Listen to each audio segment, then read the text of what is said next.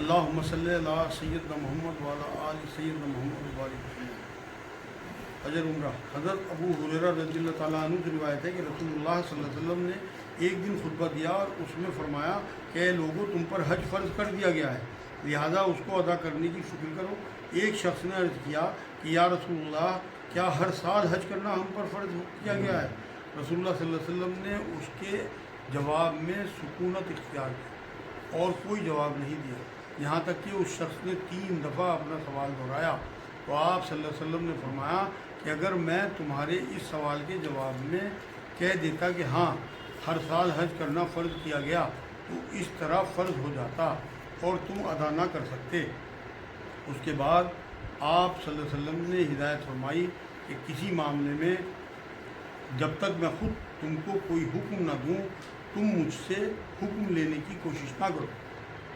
تم سے پہلے امتوں کے لوگ اسی لیے تباہ ہوئے کہ وہ اپنے نبیوں سے سوال بہت کرتے تھے اور پھر ان کے احکام کی خلاف ورزی کرتے تھے، لہذا جب میں تم کو کسی چیز کا حکم دوں تو جہاں تک تم سے ہو سکے اس کی تعمیل کرو، اور جب تم کو کسی چیز سے منع کروں تو اس سے چھوڑ دو۔ صحیح مسلم کی حدیث پاک ہے۔ پورے احکام آئے ہیں حج کے۔ سورہ بقرہ آیت 125 میں حج کا حکم، طواف کا حکم آیا۔ سورہ حج جو ہے اس کی 27 نمبر آیت میں حج کا اعلان ابراہیم علیہ السلام سے کرایا گیا۔ سورہ آل عمران 97 میں حج کو لوگوں پر اللہ کا حق بتایا گیا۔ سورہ بقرہ آیت 189 میں چاند کا گھٹنا بڑھنا، حج کا مہینہ معلوم کرنے کا طریقہ بتایا گیا۔ سورہ بقرہ آیت 197 میں حج کے سفر کے میں معقول خرچ ساتھ ہو تاکہ ہاتھ نہ پھیلانا پڑے کسی کے آگے۔ تو یہ ساری چیزیں جو ہیں قرآن میں اللہ نے بیان کی ہیں، اس سے متعلق یہ آپ خود مطالعہ کر سکتے ہیں۔ سورہ بقرہ کی 198 نمبر آیت میں حج میں جو ہے جائز تجارت کی اجازت ہے کہ آپ وہاں بزنس بھی کر سکتے ہیں۔ سورہ بقرہ آیت 196 میں حج عمرہ صرف اللہ کے لیے ہو، مطلب کسی قسم کا دکھاوا نہ ہو۔ ہم تو جانے سے پہلے حج ہی لگا دیتے ہیں، تو تب یہ حج ہے جب اللہ کے رجسٹر میں آپ حاجی لکھے جائیں تب آپ حاجی ہیں، تو اس لیے بالکل بچیں۔ جو نمازی لوگ ہیں وہ تو لکھتے نہیں اپنے آگے نمازی، لیکن حاجی جو ہے ایک بار حج کریا ہے وہ سب سے پہلے حاجی لکھے گا، اور گلے میں جو ہے حج گجرے اور کھانے اور دیگے اور بسوں سے جاتے ہیں، تو اللہ کے رجسٹر میں ہمیں لکھوانا ہے اپنا آپ کو حاجی، تب ہم حاجی ہیں۔ سورہ مائدہ آیت نمبر 1 میں احرام میں شکار نہیں کرنا، یہ سب حکم آئے۔ حج کے دنوں میں بیوی سے مباشرت منع ہے، لڑائی جھگڑا بے حیائی برے کام نہیں کرنے۔ سورہ بقرہ آیت 196 57 99 یہ سارے آپ جو ہے اس میں احکام پڑھ سکتے ہیں۔ حضرت علی رضی اللہ تعالیٰ عنہ سے روایت ہے کہ رسول اللہ صلی اللہ علیہ وسلم نے فرمایا کہ جس کے پاس سفر حج کا ضروری سامان ہو اور اس کو سواری میسر ہو جو بیت اللہ تک اس کو پہنچا سکے اور پھر وہ حج نہ کرے تو کوئی فرق نہیں کہ وہ یہودی ہو کر مرے یا نصرانی ہو کر۔ جامع ترمذی یہ بات ہے۔ اب جو بہانے کرتے ہیں نا، بچے چھوٹے ہیں، بچیوں کی شادی کرنی ہے، وہ سوچیں کہ اگر بیچ میں موت آ گئی تو کیا بنے گا۔ تو بالکل بہت یہ محتاط ہونے کی بات ہے، اللہ کا حق ہے۔ حضرت عبداللہ بن عباس رضی اللہ تعالیٰ عنہ سے روایت ہے کہ رسول اللہ صلی اللہ علیہ وسلم نے فرمایا کہ بیت اللہ کا طواف نماز کی طرح عبادت ہے، پس یہ فرق ہے کہ طواف میں تم کو باتیں کرنے کی اجازت ہے، تو جو تم طواف کی حالت میں کسی سے بات کرے تو نیکی اور بھلائی ہی کی بات کرے۔ جامع ترمذی کی حدیث پاک ہے۔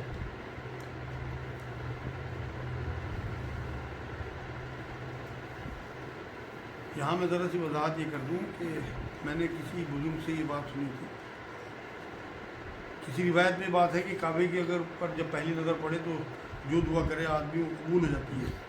تو میرے سے جب لوگوں نے پوچھا، میں نے وہ پڑھی ہوئی تھی روایت، تو میں نے اسے بہت پروپوگیٹ کیا کہ جب بھی آپ کی پہنچ ہو وہاں مکے میں اور کعبے میں پہلی نظر پڑے تو آپ یہی دعا کر لیا کریں، چاہے آپ عمرہ کرنے جائیں چاہے آپ حج کرنے جائیں، کہ اللہ جب تک میں یہاں رہوں جو دعا کروں قبول کر لیں۔ یہ ایسی جامع دعا ہے کہ آپ جتنے دن وہاں رہیں گے جو دعائیں کریں گے پھر انشاءاللہ قبول ہوتی رہیں گی۔ حضرت عبداللہ بن عمر رضی اللہ تعالیٰ عنہ سے روایت ہے کہ میں نے رسول اللہ صلی اللہ علیہ وسلم سے سنا کہ حجر اسود اور رکن یمانی ان دونوں پر ہاتھ پھیرنا گناہوں کے کفارے کا ذریعہ ہے، اور میں نے آپ صلی اللہ علیہ وسلم سے یہ بھی سنا کہ آپ صلی اللہ علیہ وسلم فرماتے تھے کہ جس نے اللہ کے اس گھر کے 7 بار طواف کیا اور اہتمام اور فکر کے ساتھ کیا تو اس کا یہ عمل ایک غلام آزاد کرنے کے برابر ہوگا۔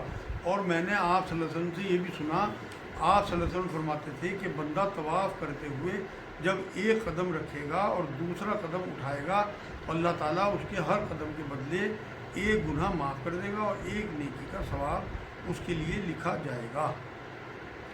یہ جامع ترمذی کی حدیث پاک ہے۔ سورہ بقرہ 158 نمبر آیت میں حج میں طواف کا حکم، صفا مروہ کی صحیح کا حکم۔ سورہ بقرہ آیت 125 میں مقام ابراہیم پہ نماز پڑھنے کی جگہ بتایا گیا۔ تو یہ ساری چیزیں جو ہیں آپ کو سورہ بقرہ میں بہت احکام جو ہیں ملے ہیں۔ 200 نمبر آیت میں سورہ بقرہ میں مینا میں قیام کا حکم ہے، اس میں اللہ کی یاد اور مزدلفہ میں قیام کا حکم ہے۔ سورہ بقرہ آیت 198 میں یوم عرفہ 9 ذی الحجہ کو جو ہے وہ عرفات اور مزدلفہ میں قیام کا حکم بتایا گیا۔ حضرت عائشہ رضی اللہ تعالیٰ عنہ سے روایت ہے کہ رسول اللہ صلی اللہ علیہ وسلم نے فرمایا کہ جمعرات پر کنکریاں پھینکنا اور صفا اور مروہ کے درمیان صحیح کرنا اور چکر لگانا ذکر اللہ کے گرم بازاری کے وسائل ہیں۔ جامع ترمذی کی حدیث پاک ہے۔ سورہ حج آیت 28 میں حج کے دنوں میں قربانی کا حکم ہے۔ تو یہ سارے جو آیتوں میں حکم ہے، یہ حدیثوں میں جو حکم ہے، یہ ہمیں صرف ابھارنے کے لیے ہے کہ اگر اللہ نے ہمیں استطاعت دی ہے تو ہم اللہ کے گھر کو ضرور دیکھ کے آئیں۔ یہاں میں یہ بھی وضاحت کر دوں کہ ہمارے معاشرے میں مشہور ہے کہ جس نے عمرہ کر لیا اس پہ حج فرض ہو جائے گا۔ حج فرائض کی الگ ہی بالکل چیزیں ہیں۔ اگر اللہ نے آپ کو اتنی فراوانی دی کہ آپ 60-70 ہزار روپے رکھتے ہیں تو کم سے کم اللہ کا گھر رسول کا روزہ آپ دیکھیں صلی اللہ علیہ وسلم۔ لیکن اگر حج کے پیسے ہو جائیں تو پھر آپ کے اوپر حج فرض ہے۔ میں یہ وضاحت کر دوں کہ آپ اگر عمرہ کرنے جاتے ہیں تو آپ کے اوپر کوئی حج فرض نہیں ہوتا، آپ کم سے کم عمرہ کریے اگر کم پیسے ہیں آپ کے پاس۔ حضرت زبیر بن عربی رضی اللہ تعالیٰ عنہ سے روایت ہے کہ ایک شخص نے حضرت ابن عمر رضی اللہ تعالیٰ سے حجر اسود کو بوسہ دینے کے متعلق سوال کیا۔ آپ نے کہا کہ میں نے رسول اللہ صلی اللہ علیہ وسلم کو حجر اسود کو ہاتھ لگاتے اور بوسہ دیتے دیکھا ہے۔ صحیح بخاری کی حدیث پاک ہے۔ اور حضرت عمر رضی اللہ تعالیٰ عنہ کا یہ قول آپ بہت مشہور آپ نے سنا ہوگا کہ پتھر کی طرف، یہ حجر اسود کی طرف اشارہ کر کے کہا تھا کہ سن لے اے پتھر، میں تجھے اس لیے بوسہ دے رہا ہوں کہ یہ میرے نبی کی سنت ہے، ورنہ تیرے اندر کچھ نہیں ہے، تو ایک پتھر ہے۔ صحیح بخاری کی حدیث۔ آج کی آخری حدیث حضرت ابن عباس رضی اللہ تعالیٰ عنہ سے روایت ہے کہ رسول اللہ صلی اللہ علیہ وسلم نے حجۃ الوداع میں اونٹ پر طواف کیا اور بوسے کی بجائے حجر اسود کو لکڑی یا لاٹھی سے جس کا سیرا خمدار تھا چوما۔ صحیح بخاری صحیح حدیث، صحیح مسلم کی حدیث ہے۔ مطلب اسلام کہلاتا ہے۔ وہاں ایک ہری پٹی بنی ہوئی ہے کعبے کے سامنے، اس پہ کھڑے ہو کے جب طواف شروع کیا جاتا ہے تو پہلے چکر میں استلام کیا جاتا ہے اور پھر ہر چکر میں استلام کیا جاتا ہے۔ اس طرح 8 استلام ہوتے ہیں، کیونکہ حجر اسود تک پہنچنا بہت مشکل کام ہے، بھیڑ ہوتی ہے، اور اسی لیے استلام کی اللہ رب العزت نے اپنے رسول کے ذریعے چھوٹ دلا دی، کیونکہ اگر مار پیٹ کر کے وہاں پہنچے کسی کے خون نکل گیا تو حجر اسود کا بوسہ لینا تو سنت ہے، لیکن کسی کو دکھ پہنچانا، تکلیف دینا حرام ہے۔ تو اس لیے استلام ہمیں دے دیا گیا، رخصت دے دی گئی کہ ہم دور سے استلام کریں اور ہمارا الحمدللہ وہی اجر اللہ کے یہاں لکھا جاتا رہے گا۔ یہ آج الحمدللہ اللہم صلی اللہ علیہ سیدنا محمد وعلی آل سیدنا محمد بارک وسلم۔